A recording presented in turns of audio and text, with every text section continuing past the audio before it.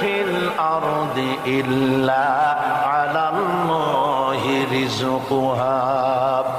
এই পৃথিবীর বুকে এমন কোন বিচরণশীল জীব নাই যে জীবের রিজকের দায়িত্ব আমি আল্লাহ আমার নিজ হাতে গ্রহণ করি নাই।